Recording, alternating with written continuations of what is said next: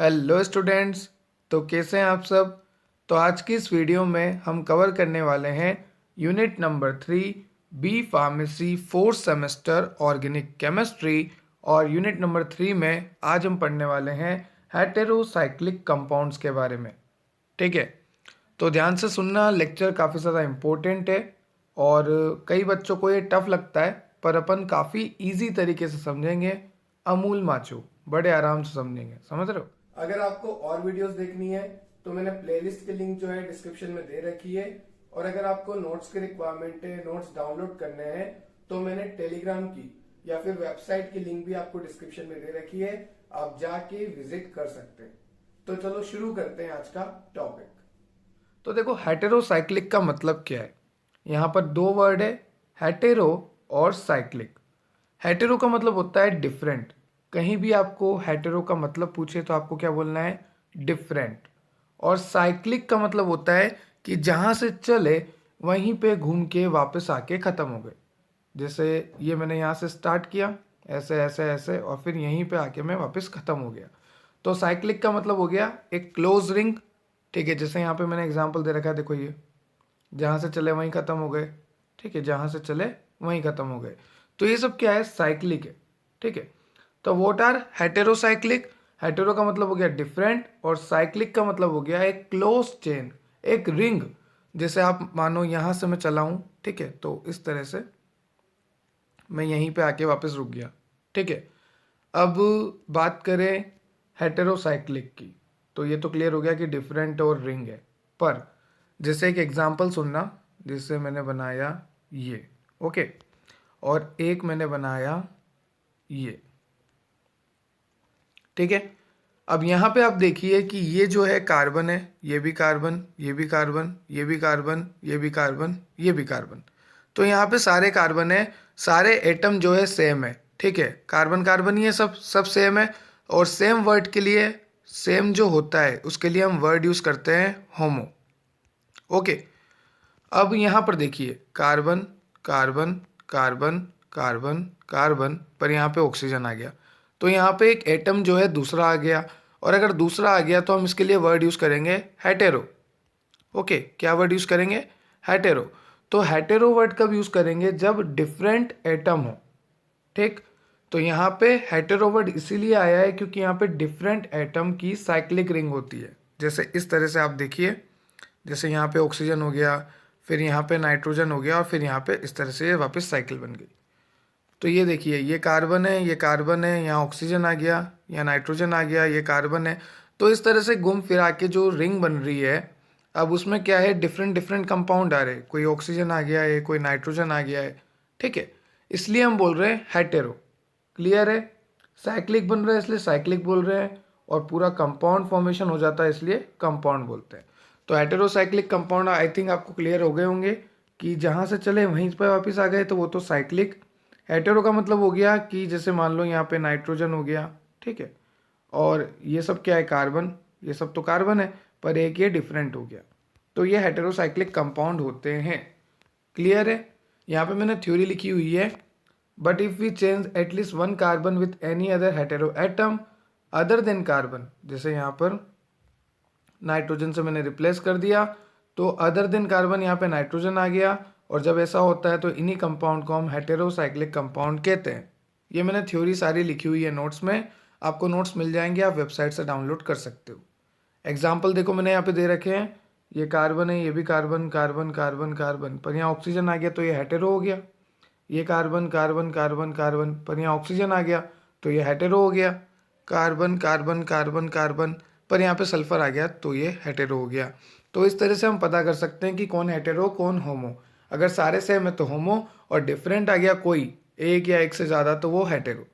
तो डेफिनेशन यहाँ पे दे रखी है आपको, these are those cyclic compound which contain at least one different atom. कम से कम एक डिफरेंट एटम होना चाहिए, तभी हम उसको क्या बोल सकते हैं, हम उसको बोल सकते हैं हेटेरो, क्योंकि हेटेरो का मतलब ही डिफरेंट होता है। तो एक अलग कंपाउंड होना चाहिए। ठीक है, आपको एग्जाम्पल बता दिए मैंने, जहाँ पे ऑक्सीजन अलग है, ये अलग है, ये अलग है। ठीक है, तो ये डेफिनेशन आपको सारी नोट्स में मिल जाएगी। अपन आगे चलते हैं। तो अब देखिए यहाँ पे एग्जाम्पल दे रखे हैं जैसे pyrrole, furan, oxazole. Most of drug which are used in pharmaceutical science are heterocyclic compound. हम हेट्रोसाइक्लिक कंपाउंड की स्टडी क्यों कर रहे हैं? क्योंकि ज़्यादातर जो कंपाउंड होते हैं हमारे फार्मास्यूटिकल साइंस में वो हेट्रोसाइक्लिक ही कंपाउंड होते हैं। ठीक है, हेट्रोसाइक्लिक इन द सेंस आप समझ ही गए होंगे, जैसे यहाँ पर कुछ डिफरेंट हो गया, ये नाइट्रोजन आ गया तो ये हेटेरो हो गया। ठीक है, तो हम इसलिए स्टडी कर रहे हैं क्योंकि ज़्यादातर जो फार्मास्यूटिकल साइंस में हमारे कंपाउंड्स होते हैं, जो हमारी ड्रग्स होती है, वो सारे हेट्रोसाइक्लिक कंपाउंड्स ही होते हैं। दिस कंपाउंड में भी एरोमेटिक, नॉन एरोमेटिक।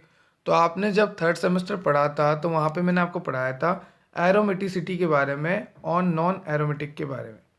ठीक है, तो एरोमेटिक तो वो होते हैं जो हकल रूल को फॉलो करें। ध्यान से सुनना, aromatic compound are those compound which follow या फिर who follows Huckel rule. Huckel rule क्या था? 4n+2 pi electron. अगर आपको नहीं भी याद तो भी कोई बात नहीं, पर हाँ आपको इतना पता रखना चाहिए कि जो हेट्रोसाइक्लिक कंपाउंड होते हैं वो दो तरह से होते हैं, एक तो एरोमेटिक, एक नॉन एरोमेटिक। जो एरोमेटिक होते हैं वो हकल रूल को फॉलो करते हैं। HR मतलब ये हर्षिता वाला मेकओवर नहीं है। ठीक है, गूगल पे देखना HR मेकओवर, काफ़ी फेमस चैनल है, पेज है आर्टिस्ट का, HR मेकओवर का। पर यहाँ पे जो एरोमेटिक का मतलब है HR, वो है हकल रूल। मतलब एरोमेटिक कंपाउंड ऐसे कंपाउंड होते हैं जो कि हकल रूल को फॉलो करे, और नॉन एरोमेटिक कंपाउंड ऐसे कंपाउंड होते हैं जो कि हकल रूल को फॉलो ना करे। तो जो हमारा हेट्रोसाइक्लिक कंपाउंड है वो दो तरह से है, एक तो एरोमेटिक, एक नॉन एरोमेटिक। और आपको अब क्लियर है, ठीक है, कि एरोमेटिक कौन सा होता है और नॉन एरोमेटिक कौन सा होता है। अब दूसरी तरह से इसका क्लासिफिकेशन देखते हैं रिंग टाइप पे। तो आप देख सकते हैं यहाँ पे तीन तरह से यहाँ पे क्लासीफाई करा हुआ है। पहला तो मैंने आपको बता दिया एरोमेटिक वाला, जो हकल रूल को फॉलो करे, नॉन एरोमेटिक जो हकल रूल को फॉलो ना करे। दूसरा देखो 5 मेंबर रिंग। अब नाम से पता लग रहा कि 5 मेंबर की रिंग होगी। ठीक है, 5 मेंबर की रिंग होगी जिसमें एक जो है डिफरेंट होगा एटम। अब देखो यहाँ पे कार्बन कार्बन कार्बन और यहाँ पे ये ऑक्सीजन है। ठीक है, तो इनकी काउंटिंग करते हैं, एक कार्बन, दो कार्बन, 3, 4 और ये पांचवे पे क्या लग रहा है? ऑक्सीजन। क्या ये 5 मेंबर है? बिल्कुल है, क्योंकि यहाँ पे टोटल 5 कंपाउंड है, 5 एटम है। ठीक है, अगला देखते हैं, ये कार्बन, ये कार्बन, ये कार्बन, ये कार्बन, 4 तो ये हो गए, और यहाँ पर है नाइट्रोजन, तो ये भी 5 मेंबर होगा। अगला देखते हैं, कार्बन कार्बन कार्बन कार्बन और यहाँ पे सल्फर हो गया, तो यहाँ पे भी 5 एटम है। तो आप देख सकते हैं 1 2 3 4 5। हाइड्रोजन तो नाइट्रोजन के साथ जुड़ा है तो उसको काउंट नहीं करेंगे। ठीक है, 1 2 3 4 ये 5, 1 2 3 4 ये 5। तो यहाँ पे सारे 5 मेंबर है। हेट्रोसाइक्लिक भी है क्योंकि यहाँ पर देख लो आप, ये ऑक्सीजन है, ये नाइट्रोजन है, ये सल्फर है, सब अलग अलग जुड़े हैं। ये कार्बन कार्बन, ये ऑक्सीजन जुड़ा है, तो हेट्रोसाइक्लिक भी है। तो क्लासिफिकेशन में हमने सबसे पहले देखा एरोमेटिसिटी के ऊपर कि कोई एरोमेटिक है, कोई नॉन एरोमेटिक है। फिर हमने देखा 5 मेंबर हेट्रोसाइक्लिक रिंग के ऊपर कि हाँ 5-5 मेंबर की जो है रिंग बन रही है यहाँ पर। ठीक है, इस तरह से। अब इसका नाम आपको याद रखना है, ये है फ्यूरेन। इनसे मिलो, इनका नाम है फ्यूरेन। हाई करो सब इसको, हाई फ्यूरेन। ठीक है, ये है पायरोल और ये है थायोफिन। ठीक, तो आपको इतना सा याद रखना है कि 5 मेंबर का मतलब हो गया कि 4 तो कार्बन है और एक जो है दूसरा आइटम आएगा। ठीक है, आगे चलते हैं। मोर देन 1 हेट्रो एटम भी हो सकते हैं 5 मेंबर रिंग में। जैसे अगर मैं 5 मेंबर की रिंग बनाऊं, कार्बन कार्बन कार्बन, ठीक है, 3 तो ये हो गए, एक नाइट्रोजन, 2 नाइट्रोजन, तो ये 5 मेंबर की रिंग है। पर यहाँ पे देखो हेट्रो एटम कितने हैं? 2 हैं, नाइट्रोजन नाइट्रोजन। ठीक है, यहाँ पर देखो हेट्रोएटम कितने हैं? Oxygen nitrogen. यहाँ पर भी हेट्रोएटम 2 है, यहाँ पर भी 2 है, और यहाँ पर भी नाइट्रोजन नाइट्रोजन 2 हेट्रोएटम है। ठीक है, तो आप देख सकते हैं जो 5 मेंबर रिंग्ड है उसमें एक हेट्रोएटम भी हो सकता है और एक से ज़्यादा हेट्रोएटम भी हो सकता है। इस स्ट्रक्चर में देखिए आप, एक से ज़्यादा हेट्रोएटम है, यहाँ पर देखिए। ठीक है, तो 5 मेंबर रिंग में या तो एक हेट्रोएटम होगा या एक से ज़्यादा हेट्रोएटम होगा। ये हम क्या देख रहे हैं? ये हम देख रहे हैं क्लासिफिकेशन हेट्रोसाइक्लिक कंपाउंड का। और यहाँ पे हमने देखा कि क्लासीफाई हम करेंगे एरोमेटिसिटी पे या तो वो एरोमेटिक होगा या वो नॉन एरोमेटिक होगा। दूसरा क्लासिफिकेशन है मेंबर ऑफ रिंग पे, जहाँ पे 5 मेंबर रिंग हमने देखी, जिसमें या तो एक ग्रुप जो है चेंज होगा, ठीक है, या फिर 2 एटम जो है चेंज हो सकते हैं, मोर देन 1 हेटेरो एटम हो सकते हैं, जैसे nitrogen nitrogen, oxygen nitrogen, nitrogen nitrogen, ठीक है। इसका नाम है पायराजोल, इसका नाम है ऑक्साजोल। अब आप बोलोगे सर आपको नाम कैसे पता? तो देखो अभी अब एक टेबल देखेंगे अपन, उससे सबके नाम बनाना अपन सीख लेंगे, ठीक है, काफ़ी इजी रहेगा आपको फिर। तो ये क्लियर हो गया, चलते अपन नेक्स्ट पेज पे। अब देखेंगे 6 मेंबर क्लासिफिकेशन। अभी अपन ने देखा 5, अब देखेंगे 6। तो देखिए अब 6 मेंबर भी सिमिलर है 5 मेंबर की तरह। वहाँ पर 5 मेंबर की थी, यहाँ पर 6 मेंबर की है। और अगर 6 मेंबर की होगी तो 5 तो कार्बन ही होंगे और एक जो है हेटेरो एटम होगा, ठीक है। तो बना के देख लेते हैं। यहाँ पर देखिए carbon carbon carbon carbon carbon, कितने 5 कार्बन हो गए। अब एक हेटेरो एटम होना चाहिए, बिल्कुल है, नाइट्रोजन जो है यहाँ पर हेटेरो एटम है। तो ये एग्जाम्पल हो गया आपका 6 मेंबर हेटेरोसाइक्लिक का, इसका नाम है पिप्रिडिन, ठीक। अगला देखिए carbon carbon carbon carbon carbon, 5 carbon हो गए, यहाँ पर 5 कार्बन हो गए और एक हेटेरो एटम नाइट्रोजन हो गया। तो 6 मेंबर की अगर रिंग होगी तो 5 तो कार्बन होंगे, पर एक तो दूसरा एटम लगाना पड़ेगा ना, तभी तो हम उसको हेटेरो एटम कहेंगे, नहीं तो होमो ही हो जाएगा। अगर सारे सेम हो गए, सारे ही carbon carbon carbon carbon carbon carbon हो गए, तो फिर ये तो होमो हो गया, और हम तो हेटेरो की बात कर रहे हैं। तो किसी एक को चेंज करना पड़ेगा, या तो एक एक को चेंज कर लो या एक से ज़्यादा को चेंज कर लो। यहाँ पे आप देखिए एक से ज़्यादा हमने चेंज किया हुआ है, देखिए यहाँ पर नाइट्रोजन नाइट्रोजन नाइट्रोजन नाइट्रोजन, ठीक है। एक कार्बन, 2 कार्बन, 3 कार्बन, 4 कार्बन, यहाँ पे ये भी कार्बन है, ठीक है, 4 कार्बन और 2 नाइट्रोजन, 6 मेंबर रिंग है और एक से ज़्यादा हेटेरो एटम है। इनसे मिलिए, इनका नाम है पायराजीन, जहाँ पे 1 कार्बन, 2 कार्बन, 3 कार्बन, 4 कार्बन है और 2 हेटेरो एटम है, ठीक है। मतलब 6 मेंबर रिंग में क्या होगा, या तो आप 5 कार्बन बना दो और एक हेटेरो एटम लगा दो, या एक से ज़्यादा हेटेरो एटम आप लगा सकते हो, ठीक है।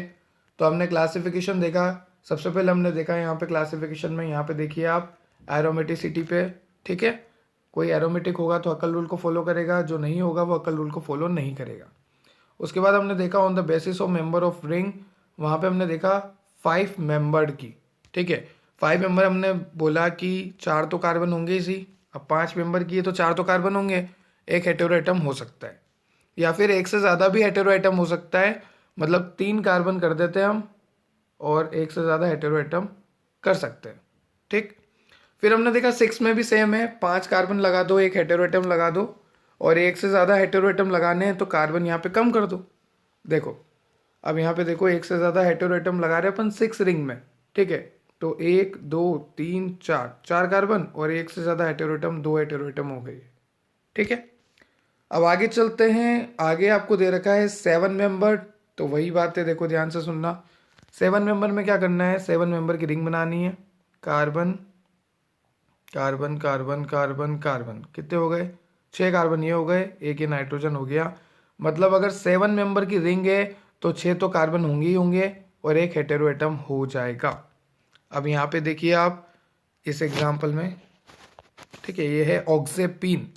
यहाँ पे देखिए carbon carbon carbon carbon carbon carbon, 6 carbon हो गए और एक हेटेरो एटम हो गया जो है ऑक्सीजन।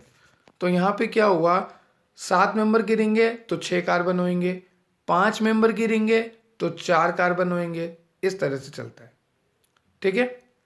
चले आगे।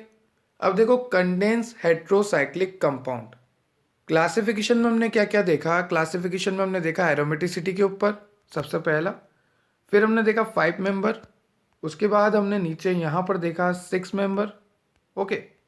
6 मेंबर के बाद हमने देखा 7 मेंबर क्लासिफिकेशन, ओके।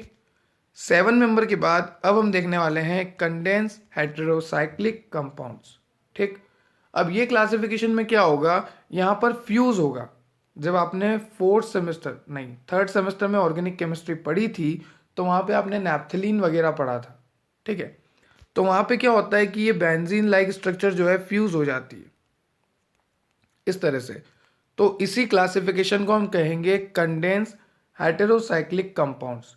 यहाँ पे फ्यूजन हो जाएगा इस तरह से, देखिए आप यहाँ पे फ्यूज रिंग मिलेगी आपको, ठीक है। तो those heterocyclic compound in which at least two ring are fused। Condense heterocyclic compound क्या होते हैं?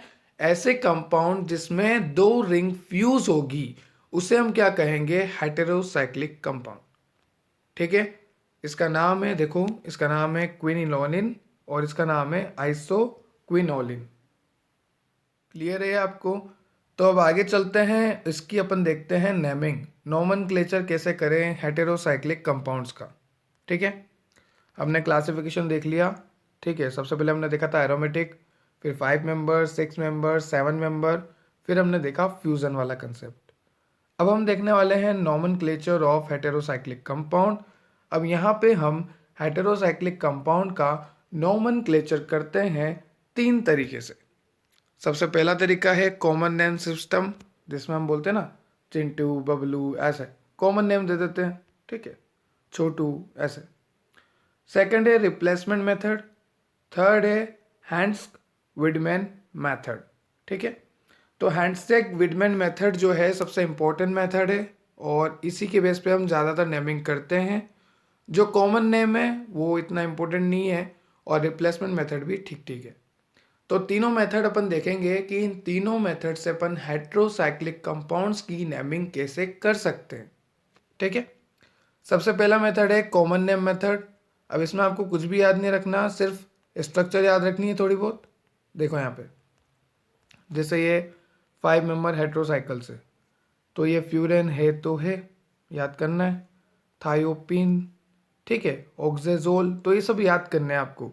कॉमन नेम क्या होता है कि हाँ देखकर, उसकी स्ट्रक्चर देखकर, उसकी फिजिकल कैरेक्टरिस्टिक्स देखकर मैं उसको नाम दे दूँ, ठीक है। अगर किसी चीज़ से स्मेल आ रही तो मैं बोलूँगा यार स्मेली सब्सटेंस है।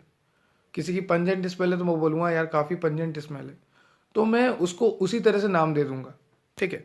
तो यहाँ पर इसकी फिजिकल प्रॉपर्टी देखकर, इसकी प्रिपरेशन कैसे हो रही है वो देखकर हम इसको नाम दे देते हैं, ठीक है। तो यहाँ पे इसका नाम हमने दिया हुआ है फ्यूरेन, ठीक है, इसका दिया हुआ है थायोपीन, इसका दिया हुआ है ऑक्साजोल, इस तरह से। अब ये नेमिंग जो है मैं बहुत आसान करने वाला हूँ आगे, बस अभी आपको याद रखना है, ठीक। उसके बाद 6 मेंबर के कुछ नाम दे रखे हैं, ये आपको देख लेना है, ठीक है। अब चलते हैं आगे। अब फ्यूज्ड हेटेरोसाइकल्स दे रखे हैं, वही सब बातें हैं, ठीक है। अब देखो रिप्लेसमेंट नोमेनक्लेचर, फर्स्ट वाला कॉमन था, कुछ भी नहीं है।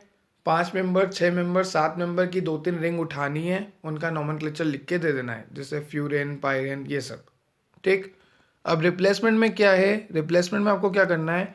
Heterocyclic name as is composed of the correspond carbocycles name and as element prefix for the heteroatom. नहीं समझे? मैं समझाता हूँ, आ जाओ इधर। देखिए यहाँ पर कुछ भी नहीं है, छोटा सा एग्जांपल दे रखा है आपको कि बेंजीन है और उसकी अगर मैं इस तरह से रिएक्शन करवा दूँ, मतलब बेंजीन में मैं 2 हेटेरो एटम लगा दूँ, एक नाइट्रोजन यहाँ, एक नाइट्रोजन यहाँ, तो यहाँ पे नाम से पता लग रहा है। देखो क्या करना है अपने को, रिप्लेसमेंट करना है, ठीक है। कार्बन का रिप्लेसमेंट करके मैं नाइट्रोजन लगा रहा हूँ यहाँ पे, इतना सा आपको याद रखना है। तो ये कार्बन था, ये कार्बन था, मैंने यहाँ पे हेटेरो एटम अटैच कर दिए, नाइट्रोजन नाइट्रोजन। तो कार्बन को रिप्लेस करके मैं यहाँ पे नाइट्रोजन लगा रहा हूँ, इसलिए आप यहाँ पे देख सकते हैं इसे हमें बोलना है रिप्लेसमेंट, ठीक है। यहाँ पे जो वर्ड है रिप्लेसमेंट वो ऐसे ही नहीं आया, यहाँ पे हम रिप्लेस कर रहे हैं, दैट्स वाई हम इसे बोल रहे हैं रिप्लेसमेंट नोमेनक्लेचर। और फर्स्ट वाला था कॉमन, उसमें हम कॉमन प्रॉपर्टी देखते थे, मेथड ऑफ प्रिपरेशन देखते थे कि कैसे बन रहा है, उस हिसाब से नेमिंग देते थे। इसमें रिप्लेसमेंट कर रहे हैं हम, ठीक है, कार्बन का नाइट्रोजन से या फिर अदर किसी भी हेटेरो एटम से। मैंने तो यहाँ पे एग्जांपल दिया कि हमने नाइट्रोजन से रिप्लेस कर लिया। Now third is Hantzsch Widman method, काफ़ी इंपॉर्टेंट है, ध्यान से सुनना।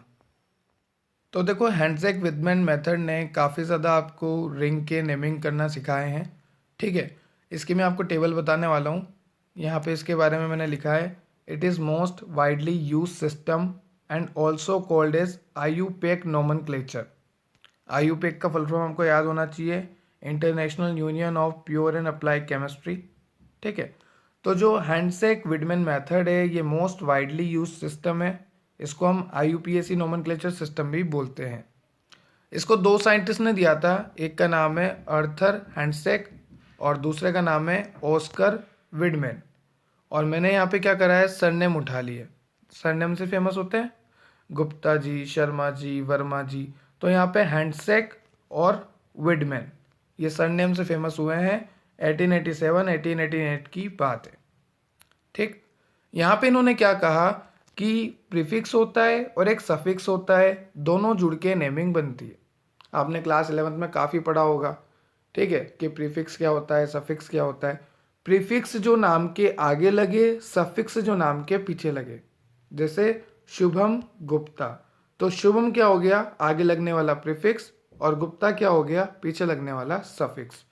तो शुभम गुप्ता, तो शुभम हो गया प्रीफिक्स, गुप्ता हो गया सफिक्स।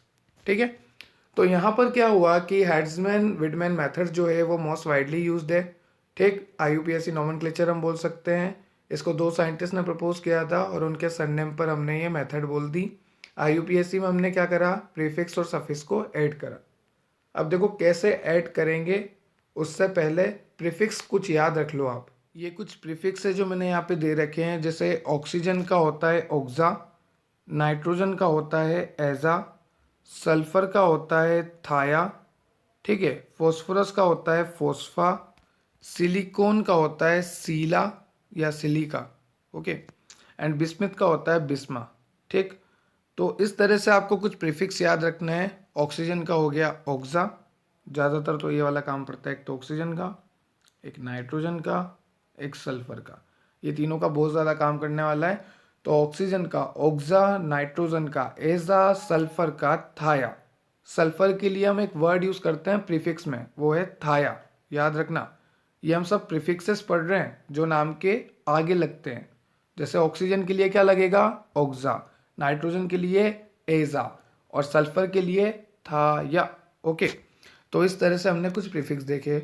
अब सफिक्स देखो, ये टेबल है और यहाँ पर लिखा हुआ है नंबर ऑफ मेंबर, कि अगर 3 मेंबर की रिंग है, 4 मेंबर की रिंग है, तो क्या सफिक्स लगेगा, यहाँ पे लिखा हुआ है। ठीक है, और अगर सैचुरेटेड है मतलब इस तरह से कि यहाँ पे सारे सिंगल बॉन्ड है। अनसैचुरेटेड मतलब इस तरह से कि यहाँ पे अंदर कहीं ना कहीं डबल बॉन्ड आ रहे हैं, तो वो अनसैचुरेटेड। अब मैं एक एग्जाम्पल से समझाता हूँ। इसमें भी होते हैं कि विथ नाइट्रोजन, विदाउट नाइट्रोजन। अब एक एग्जाम्पल से समझाता हूँ, आपको पूरा समझ में आ जाएगा, ध्यान से सुनना बस। देखो, सबसे पहले एग्जाम्पल है ये, इसको अच्छे से देख लो पहले एग्जाम्पल को। अब इसमें मेरे को बताओ कि ये कितने मेंबर की रिंग है। 1 कार्बन, 2 कार्बन और एक हेटेरो एटम, मतलब ये 3 मेंबर की रिंग है। ठीक है, 3 एटम इसमें है, कार्बन कार्बन नाइट्रोजन, तो ये 3 मेंबर की रिंग है। ठीक, तो सबसे पहले तो हम ये देखेंगे कि ये 3 मेंबर की रिंग है। उसके बाद वहाँ पे जो है, यहाँ पे आप देखो 3 मेंबर की तो पता लग गई।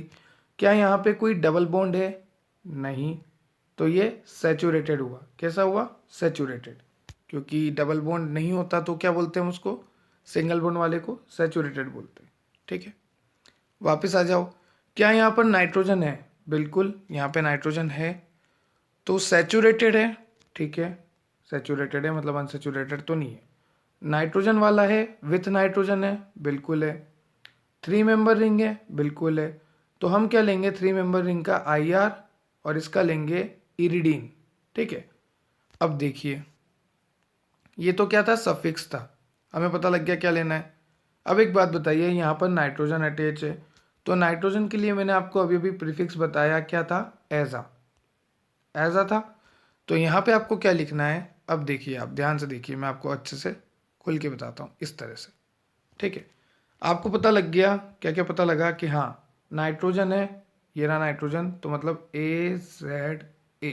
ओके, अब आपको पता लगा कि ये 3 मेंबर है, क्योंकि 1 कार्बन 2 कार्बन ये रहा और एक नाइट्रोजन है, तो 3 मेंबर है, तो प्लस IR प्लस।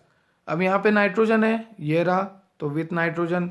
सैचुरेटेड है, कोई भी डबल बॉन्ड नहीं है, बिल्कुल ये सैचुरेटेड है, सिंगल बॉन्ड वाला है, विथ नाइट्रोजन है और 3 मेंबर का है, और 3 मेंबर के लिए हम यूज़ करते हैं इरिडीन, साथ में इरिडीन।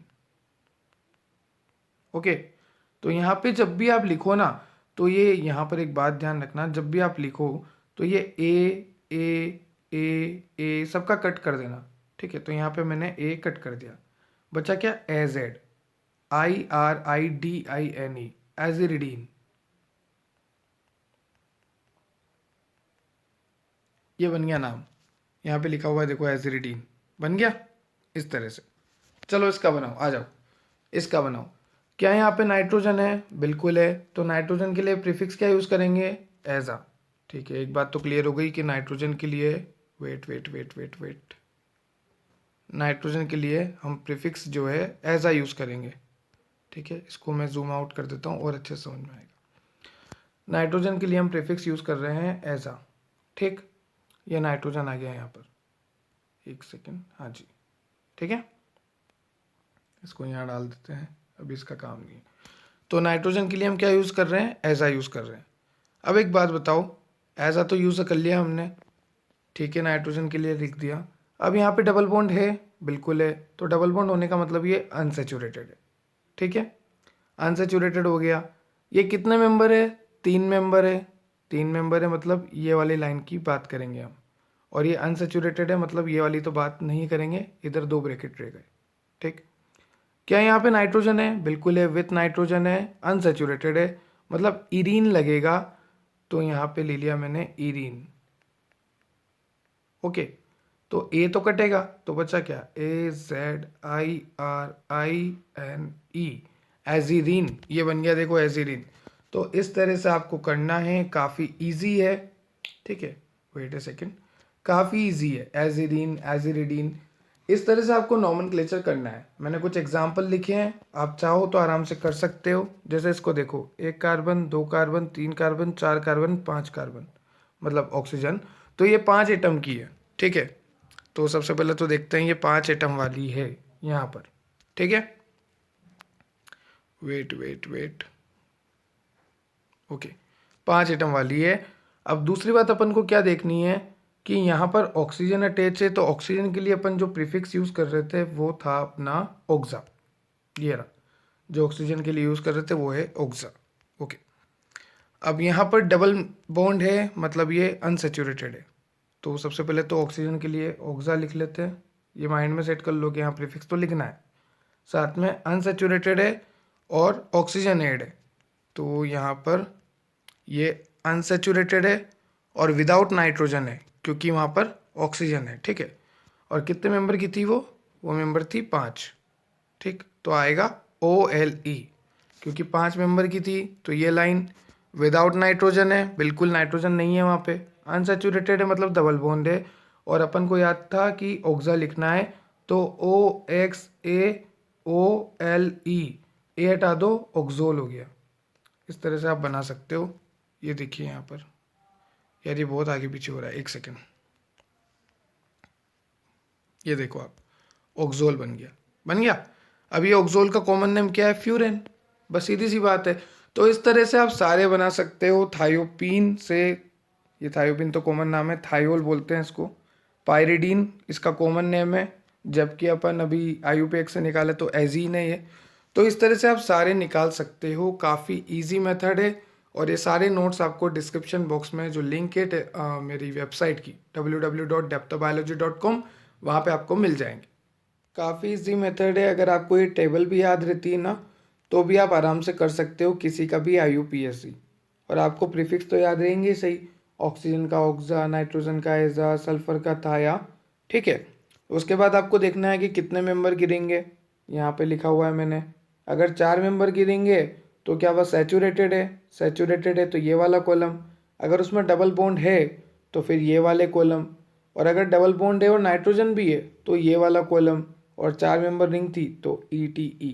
तो इस तरह से आप आसानी से क्रैक कर सकते हैं नेमिंग IUPAC से, ठीक है। और यहाँ पर देखिए एक एग्जाम्पल मैंने दे रखा है, ये एग्जाम्पल स्पेशल है काफ़ी। यहाँ पर क्या है कि अब 2 है, ऑक्सीजन भी है और नाइट्रोजन भी है, तो दोनों के लिए प्रीफिक्स लिखना है। आप बोलोगे शुरू किससे करें, ऑक्सा से करें या एजा से करें? तो देखो जिसकी प्रायोरिटी ज़्यादा, आप सभी जानते हो ऑक्सीजन की ज़्यादा प्रायोरिटी है नाइट्रोजन से, क्योंकि पीरियोडिक टेबल में नाइट्रोजन जो है पहले आता है, ऑक्सीजन बाद में आता है।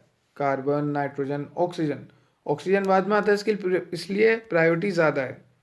कार्बन, नाइट्रोजन, ऑक्सीजन, तो नाइट्रोजन पहले आता है, ऑक्सीजन बाद में आता है, इसलिए इसकी प्रायोरिटी ज़्यादा है। तो यहाँ पे देखो इसकी प्रायोरिटी ज़्यादा दे रखी है, तो सबसे पहले ओक्सा, फिर एजा। और ये ऑल क्यों आया? क्योंकि यहाँ पे 5 मेंबर रिंग है, हेट्रोसाइक्लिक है और नाइट्रोजन इसमें है, तो ऑल आएगा। यहाँ पे देखिए मैं आपको बता के ले आता हूँ। 5 मेंबर रिंग है, ठीक है, और 5 मेंबर होने के बाद ये अनसेचुरेटेड है क्योंकि यहाँ पे डबल बॉन्ड है, और ये OLE है, ठीक है। तो यहाँ पे OLE आ जाएगा, तो ये बनेगा ओक्सा क्योंकि इसको प्रायोरिटी दे रहे हैं, एजा इसको बाद में प्रायोरिटी दे रहे हैं, और ओल मैंने आपको बता दिया कैसे आया, 5 मेंबर रिंग है, डबल बॉन्ड प्रेजेंट है, इसलिए ओल, तो ऑक्जेजोल। इस तरह से आपको नेमिंग करनी है। काफ़ी इजी मेथड है, इम्पोर्टेंट है, बस आपको प्रैक्टिस चाहिए। जितनी ज़्यादा आप प्रैक्टिस कर लोगे उतनी ज़्यादा आप आसानी से क्विक नेमिंग कर दोगे। तो ये था आज का आपका टॉपिक, जिसमें अपन ने देखा हेट्रोसाइक्लिक कंपाउंड्स के बारे में, उसका क्लासिफिकेशन, उसका नोमेनक्लेचर। अगर आपको किसी और टॉपिक से रिलेटेड डाउट है तो आप कमेंट सेक्शन में कमेंट कर सकते हैं। अगर किसी का भाई बंधु नीट की प्रिपरेशन कर रहा है तो मैंने बायोलॉजी क्लास 11-12 और केमिस्ट्री क्लास 11-12 के इंपॉर्टेंट क्वेश्चन और क्विक रीजन सीरीज की प्रैक्टिस यहाँ पर करवा रखी है, तो ये चैनल ज़रूर उसे सजेस्ट करें। Have a nice day, thank you.